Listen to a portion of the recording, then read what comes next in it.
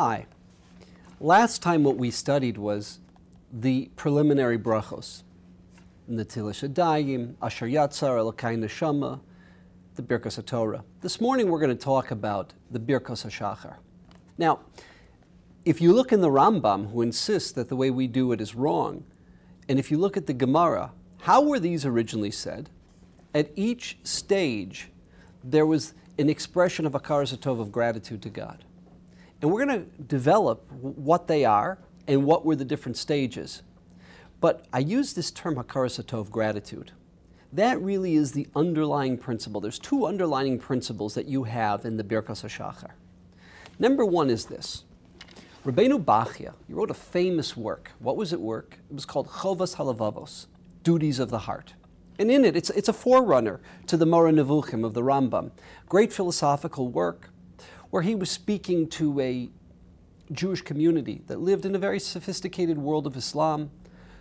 They saw how Islam dealt with philosophy, how they laid out philosophical principles, how they dealt with the world of rationality. You had many Islamic philosophers that were Neo-Aristotelians, Neo-Platonists. So the question was, how does Judaism address the issues that Islam is dealing with? You know, it's very different than today, where you have a very primitive, radical Islam, whether it's forms of the Shia that you see in Iran and Hezbollah, whether it's some of the Sunnis that you see in Hamas, the Sunnis that you see in other parts of the Arab world. It's a very, very different Islam today that we're exposed to than the Jews were in the time of Rabbeinu Bachya. And Rabbeinu Bachya, he talks about many great principles. He says that you and I would say are essential, fundamental Jewish principles. Ethical monotheism, right? The great revolution of Avram Avinu is this concept of an ethical monotheistic system. Talmud Torah Keneged Kulam, that Judaism is a religion of chachma, of wisdom, that a Jew categorizes, analyzes, understands, works from a position of thought instead of projecting primitive emotions onto God, onto each other, onto the religion. Shabbos, the notion that we, through our living experience of Shabbos, we testify that God is the Borei Olam, the creator of the universe. Tzedakah. Tzedakah is not just charity, and I'm going out of my way to be nice to you. I really believe the assets are not mine. I'm nothing more than a portfolio manager. The word tzedakah is from the word tzedek, right? It's not charity. That's a wrong translation. It's tzedek. These are the conditions that God puts on the assets which belong to God. Ladoshem haaretz umloa, hakol shalach. And these are the conditions that we have in them. So these are all principles: tzedakah, Shabbos, Talmud Torah, Keneged Kulam, the ethical monotheism. Yichud Hashem, the principle of Shema. These are all great universal principles. But you know what Rabbeinu Bachya says? He says there's one principle that is the foundation. It's the sine qua non that is the foundation to everything we are and everything that we do as Jews. And it trumps everything else that we've just discussed. It's the principle of hakaras hatov. Hakaras hatov doesn't just mean thank you or gratitude.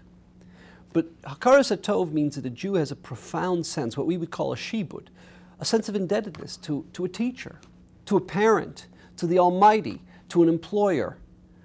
There's got to be a profound sense of indebtedness to those who have taken care of us, looked after us, supported us, helped us. And it's a tremendous sense of humility that a Jew has when they live a life of hakaras hatov. It's a refined, sensitive human being. To be a Jew is to be homo gratitudinus. I'm making up a Latin term, homo gratitudinus, a profoundly grateful human being. That's what it means to be a Jew. And that's what our theology teaches us, and that's the foundation of everything, says Rabbeinu Bachya in the Chovas HaLevavos. The brachos that we're going to speak about today, that principle, that sine qua non, is what drives Chazal's decision for us to say them, to articulate them each and every day. That's point number one. Point number two is an introduction. Is a famous principle that we know from Shlomo HaMelech. We mentioned it last time. From the Sefer Mishlei, what Chazal referred to as the book of wisdom, the book of Chachma. What does Shlomo say in Sefer Mishlei? B'chol diracheha da'ehu.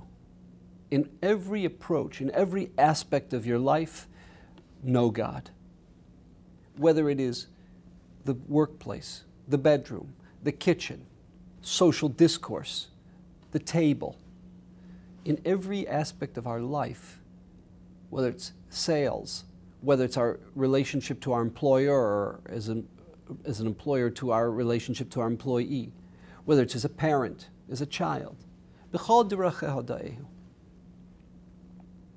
Where do you see that? You see that throughout tefillah. You see that through the concept of Mea Brachos, of the notion that Chazal instituted multiple brachos for multiple different phenomena that we encounter throughout the course of the day.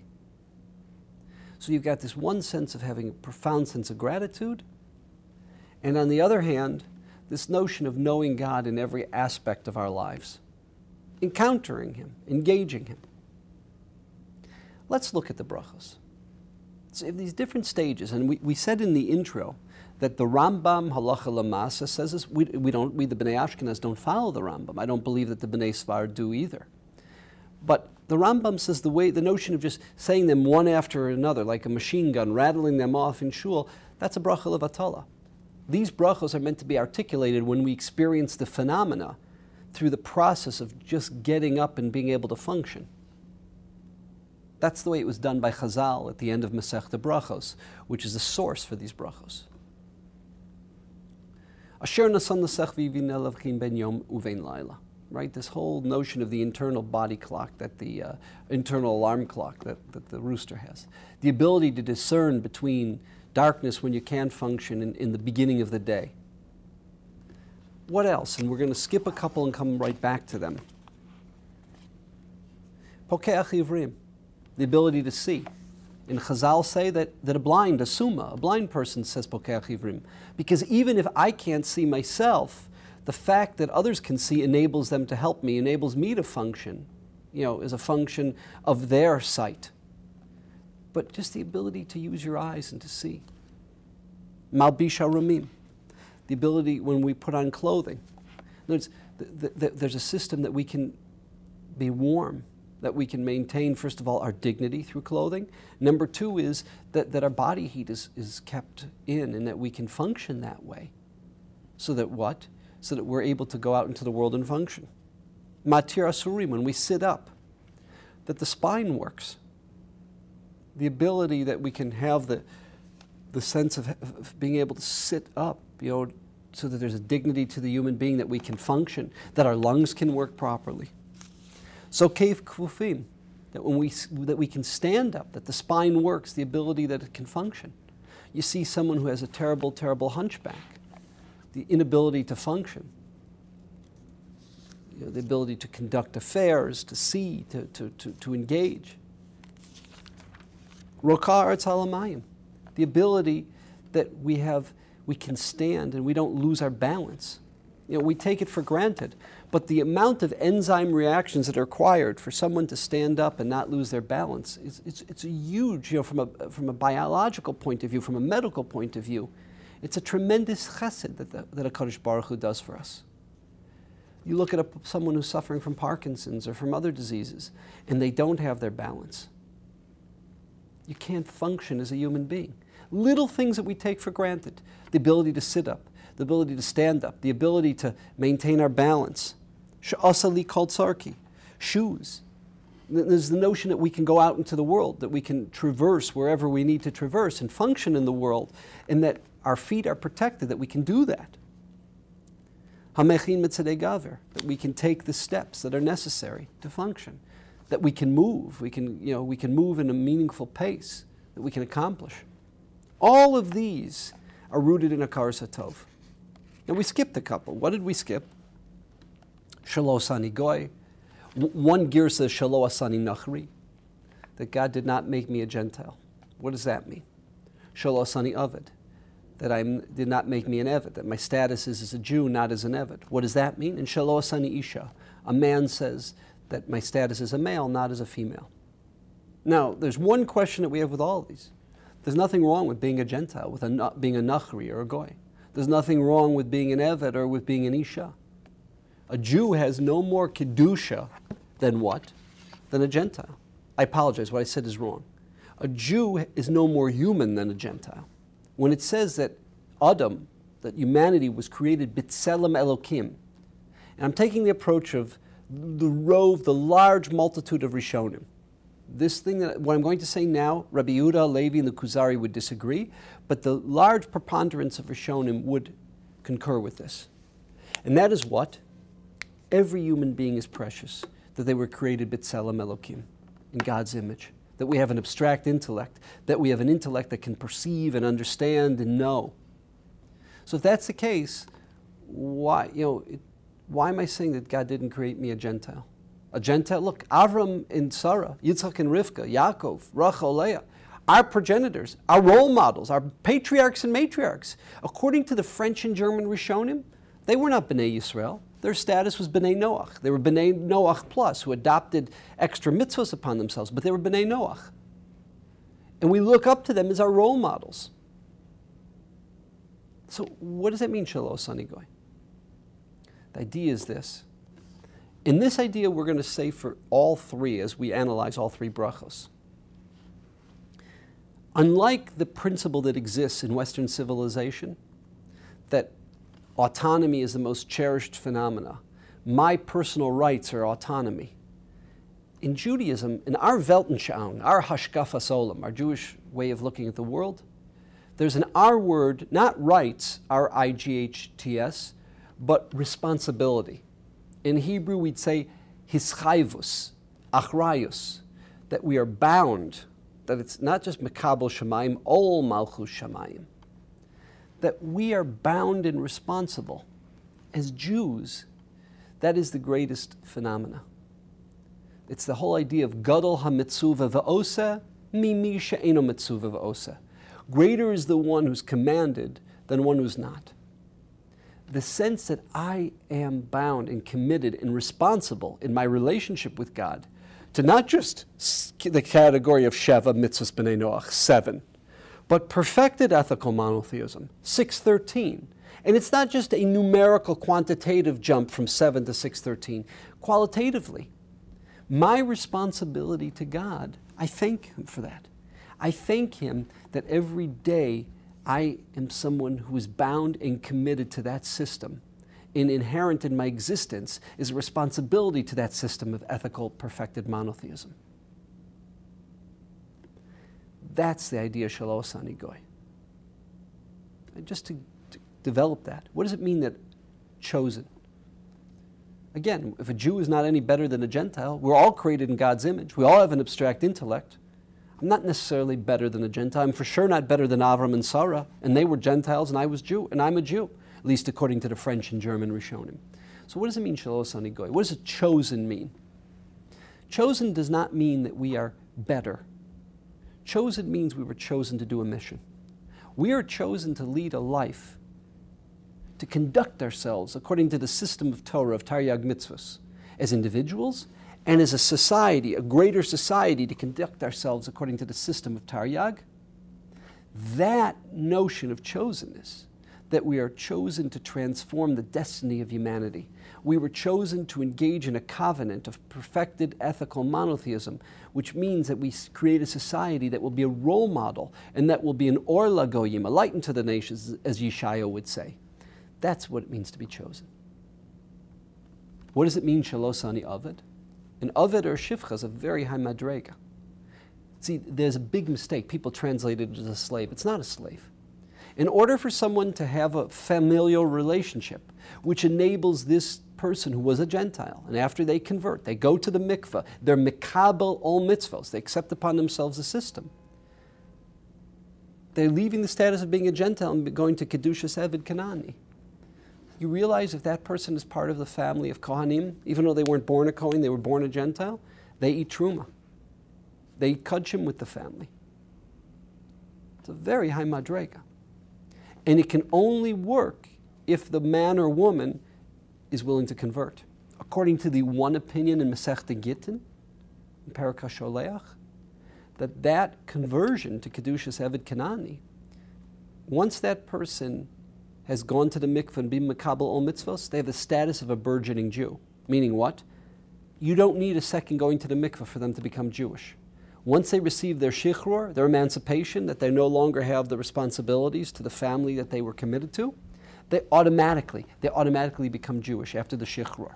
No second conversion. There was one conversion. That was when they left the status of being a Gentile to becoming an Eved. But Avadim Canaanim or Shifcha Canaanis, these people are not obligated in certain mitzvahs. And the fact that they're obligated in all the losases, the thou shalt nots, the sins that we call the sins of commission, where they have to refrain from violating an Aveira, they have to refrain from violating Shabbos, violating Kashrus, these phenomena, the fact that they're obligated in those mitzvahs, so that is a greater relationship with God, a greater personal covenant with God than being a Gentile, but less of a covenant than the Jewish people have. So we say Shelo Asani Aved, because it's not the level of a Jew. What Shelo Asani Isha? A woman and a man, when it comes to Kedushas Yisrael, the sanctity of being part of the Jewish people, the legal status of being Jewish, there's no distinction. It's gender neutral. No distinction between an Ish and an Isha. But there are 14 categories of the 613. Of the 613, there are 14 mitzvahs aseh shazman grama. Mitzvahs where women have an exemption, because the zman is the mechayiv. The time is what generates the obligation. They have an exemption. What men say is, when they say Shelo Asani Isha, that I'm bound in these categories as well, that I'm responsible in these categories as well. That's what is being said. We thank God for that sense of being responsible, for that sense of commitment, for that sense that it's not something which is a choice that if I choose to, if I don't choose to. No, that I wake up every day and this is part of my relationship with God. That we thank God for, Shelo Asani Isha. Following the same theme as Shelo Asani Aved, the same theme as Shelo Asani Nachri. That's not talking about gratitude for certain physical phenomena. That's talking about gratitude for my state, my relationship with God. Then at the end, we have a number of brachos. Ozer Yisrael Bigvura. What's Ozer Yisrael Bigvura, which translates as he girds us with strength? Especially when there's a bracha that says Hanosein la ya'ev koach, God who gives strength to the weary. What's the difference between Hanosein la ya'ev koach and Ozer Yisrael Bigvura? So the Rav used to say. Hanosein la ya'ev koach means that we have the ability, the strength to go out and accomplish. Physically, we might be able to do it, but do we have the energy level? That's Hanosein la ya'ev koach. What's Ozer Yisrael Bigvura? It's a psychological state. That God gave us the fortitude. What is Gevura? Gevura here doesn't mean strength, it means the Mishnaic definition of Gevura. Ezehu Gibor, who is someone that is a Gibor? HaKovesh es Yitzro. Someone who is in control of their emotions, who's in control of their drives. And we thank God that He gave us the ability to control our ego, to control our instincts, to channel and sublimate them for positive benefits, not that they be destructive, disjunctive emotions, not that they be destructive, disjunctive instincts. He gave us, He girded us, as He enveloped us, He gave us the ability to control, to lasso, to channel our various emotions and drives. That's Ozer Yisrael Bigvura. What's Oter Yisrael B'tifara? B'sifara? God who crowned us with majesty. When a person puts on the tefillin shalosh and the talis, the tefillin shalosh. In other words, what is that? It's a person who's there. They've got a unique, distinct relationship with God. When you put on the tefillin, you're wearing miniature Sifrei Torah. You're wearing the Shem Hashem, God's name. So what happens? What we have is that we have a state where we're not just a human being, but we're a human being who's engaged, who's focused on a godly lifestyle. That we actually envelop ourselves in something that's a constant reminder of a godly lifestyle. The tzitzis of the talis, the tefillin on the arm, and the tefillin on the head. And once we've been completely adorned in that, first you put on the talis and the tefillin shel yad, then finally the crown. Pe'erecha chalosh alecha, as God says to Yechezkel, your crown shall be bound on your head. What do we say? Oter Yisrael b'tifara. He's crowned us with majesty and glory. That's that bracha. So we express gratitude for physical phenomena. We express gratitude for a certain legal state, a certain inherent relationship with God. Those are Shelo Sani Nachri, Shelo Sani Isha, Alved Shelo Sani Isha. We also thank God, Oter Yisrael b'sifara. And what? Ozer Yisrael b'gvura. Not just for physical phenomena, but He gave us a mind, an intellect that can control and sublimate and channel the psyche. We're going to, next time, complete the Birkot HaShachar. And after we complete the Birkot HaShachar, what we'll do next time is we're going to engage in Psukei de Zimra. A crucial component of our relationship with God is Psukei de Zimra. That we'll address next time. Thank you.